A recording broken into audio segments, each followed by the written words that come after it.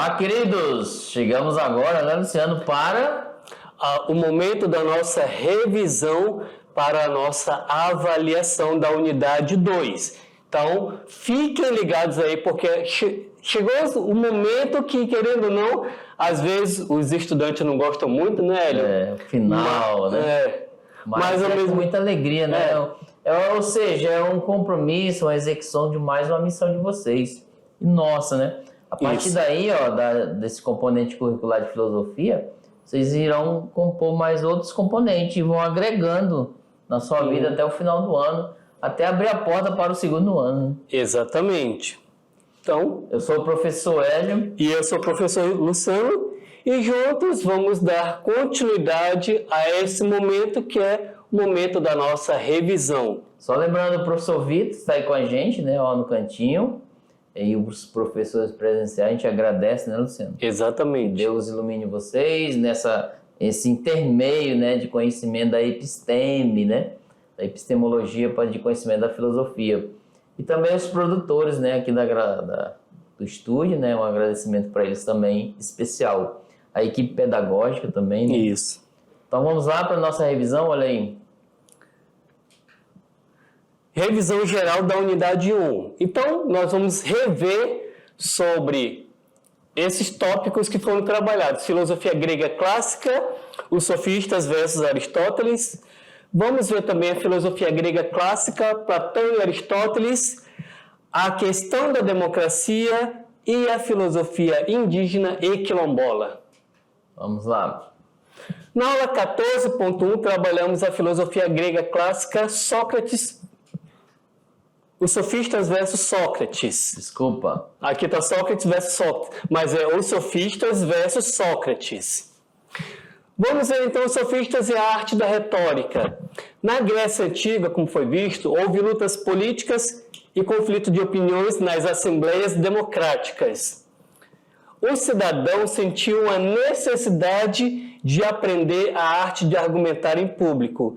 Então, com isso, surgiram os sofistas, que eram especialistas em retórica, que, na Grécia Antiga, se dedicavam ao ensino do sentido das palavras. E a palavra retórica, por sua vez, significa a arte de falar bem, de se comunicar de forma clara e distinta e conseguir transmitir ideias com convicção.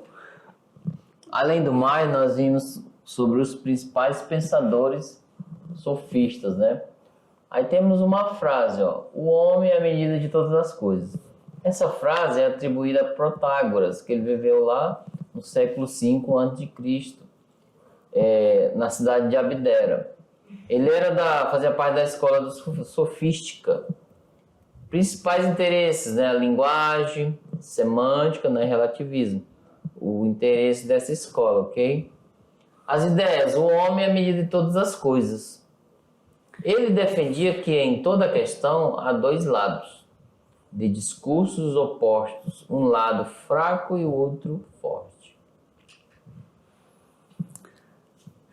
Agora vamos adentrar no pensamento do sofista Gorgias de Leontino. Segundo ele, o bom orador é capaz de convencer qualquer pessoa sobre qualquer coisa.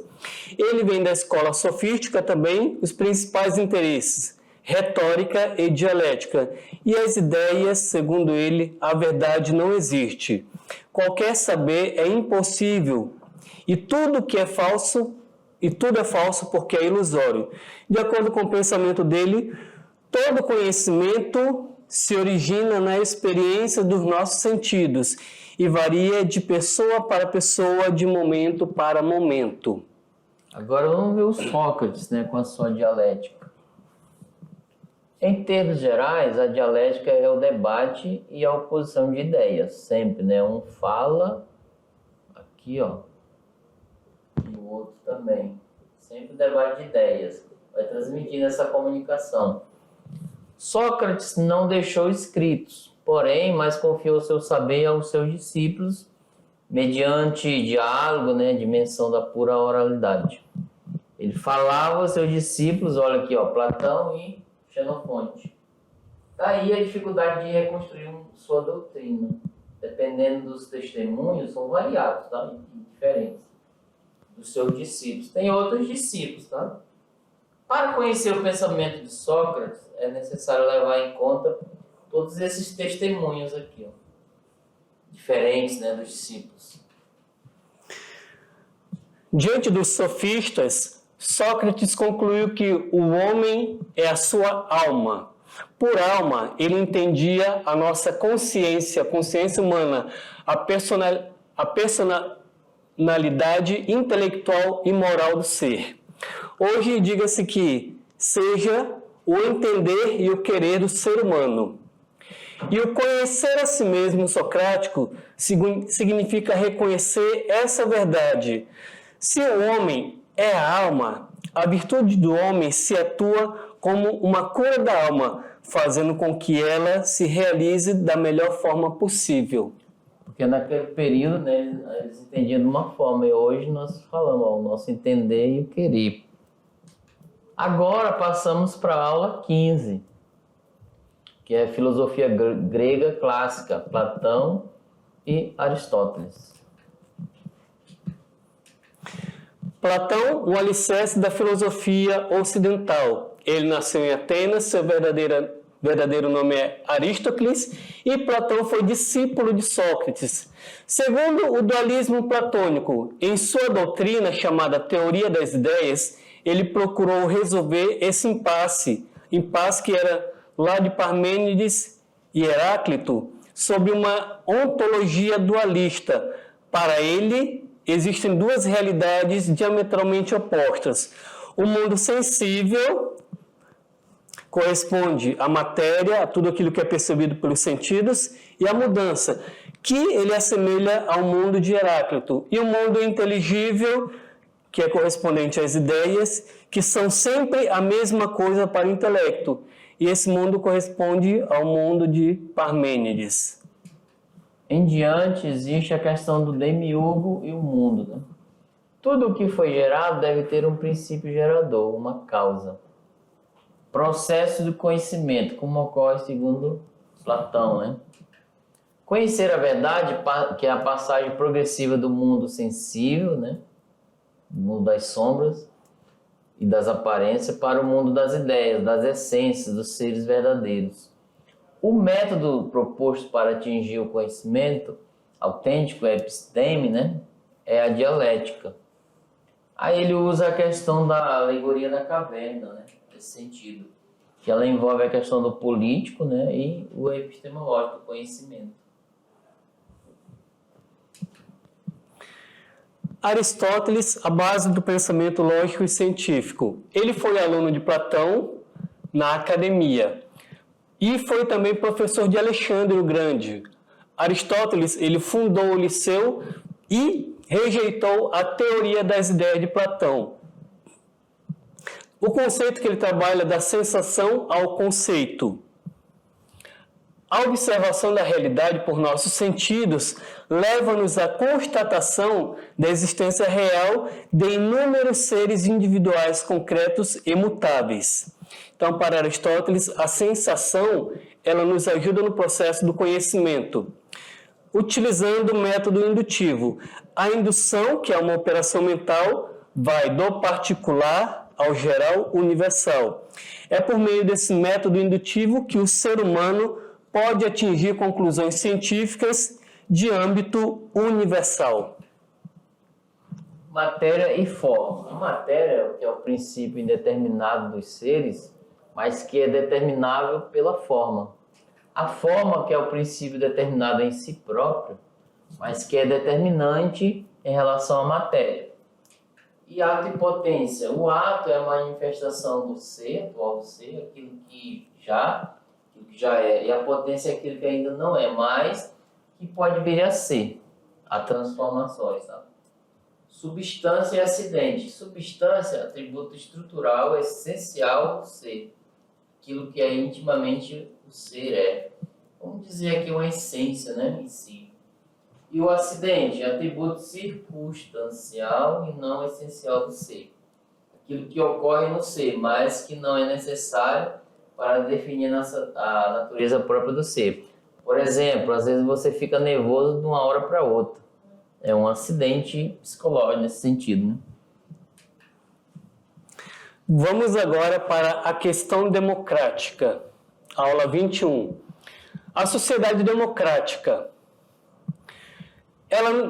A sociedade não é uma comunidade una e indivisa, voltada para o bem comum, obtido por consenso, mas, ao contrário, essa sociedade está internamente dividida e que as divisões elas são legítimas e devem expressar-se publicamente, porque a gente viu, nem todos sempre irão concordar com as mesmas coisas, vai haver uma divisão sim. A democracia é a única forma política que vai considerar o conflito algo legítimo e legal, permitindo ainda que ele seja trabalhado politicamente pela própria sociedade. Alguém que não concorde com as formas de governo pode sim se manifestar contra os governantes, e isso é algo legal dentro do conceito da cidadania. E os cidadãos são sujeitos de direitos que, onde tais direitos não existam e nem sejam garantidos pelos nossos governantes, tem-se o direito de lutar por eles e de exigi-los que eles sejam mantidos. E isso é o cerne da democracia, lutar pelos direitos do povo. Além do mais, existe a criação de direitos. Quando a democracia foi inventada, criou-se a tradição democrática como instituição de 3 direitos fundamentais que definiam o cidadão. É a igualdade, que significa que todos os cidadãos possuem os mesmos direitos e deveres. Tá? A liberdade, todo cidadão tinha direito de expor em público seus interesses e opiniões. A participação no poder, todos os cidadãos têm o direito de participar das discussões e deliberações públicas da porta da cidade. Vamos ver agora os traços da democracia. A sociedade democrática institui direitos pela abertura do campo social à criação de direitos reais, a ampliação de direitos que já existem e a criação de novos direitos. E 2 traços distinguem a democracia de todas as outras formas sociais e políticas de governo. Primeiro, a democracia é a única sociedade e único regime político que considera o conflito algo legítimo. E segundo, a democracia é a sociedade verdadeiramente histórica, aberta ao tempo, ao possível e às transformações e ao novo. E vamos ver agora os obstáculos à democracia. O povo da sociedade democrática, ele está dividido em classes sociais, seja ricos e pobres, segundo Aristóteles, seja os grandes e o povo, segundo Maquiavel, seja de classes antagônicas, segundo Karl Marx. A sociedade democrática é aquela que não esconde as suas divisões, mas sempre procura trabalhá-las pelas instituições e pelas leis. E vimos que no capitalismo são imensos os obstáculos em relação à democracia, pois o conflito de interesses é criado pela exploração de uma classe social por outra, mesmo que a ideologia de democracia afirme que todos são livres e todos são iguais. E quais as dificuldades para a democracia no Brasil? Veremos. Por democracia se entende a existência, de eleições, partidos políticos e a divisão republicana dos 3 poderes, além da liberdade de pensamento e expressão. Democracia e autoritarismo são vistos como algo que se realiza na esfera do Estado, e este é identificado como um modo de governo. Nossa sociedade é autoritária, é hierárquica, divide as pessoas em inferiores e superiores. Não há percepção nem prática de igualdade como um direito. Os interesses, quando não se transformam em direitos, tornam-se privilégios de alguns. Agora vamos para a filosofia indígena e filosofia quilombola. Pode-se dizer também a vinda africana, né, Luciano? Isso. Levi-Strauss e a filosofia indígena. Vimos que ao longo da história brasileira, nos deparamos com diferentes imagens que foram moldadas sobre as comunidades indígenas, que refletem, sem dúvida, a forma como a sociedade viu e pensou esses povos. Por exemplo, de alguma maneira, sempre há imagens negativas dos povos indígenas e dos negros nos quilombos, e que essa imagem vem de uma cultura anterior à nossa e que, infelizmente, existe até os dias atuais. Dentro dessa perspectiva, nós podemos analisar a filosofia indígena nesses itens, né, que vem do grego, essas palavras. A dimensão crítica, que é a epistemológica, nos permite realçar o quê? A pluralidade e a variedade de culturas desses grupos, afirmando novas possibilidades, né, do conceber o mundo, novas cosmovisões. E o ethos, que é no campo da ética e dos valores.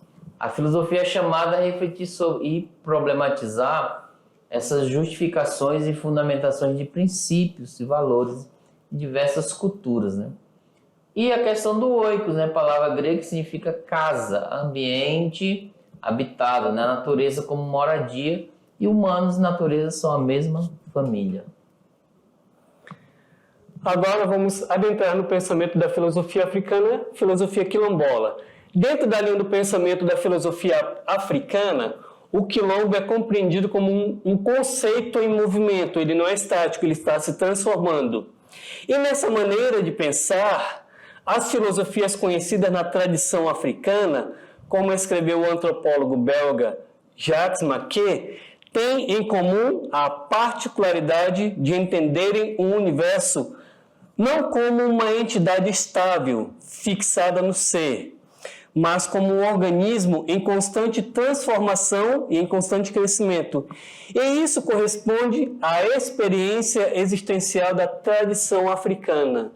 Além do mais, as filosofias africanas visam, né, uma ética fundante, que quer dizer, não se baseiam em uma decisão divina que proíbe certas ações e a transforma em pecados. Por exemplo, para eles, o mal é o que prejudica o outro, o que ameaça a paz e sobrevida do grupo, né?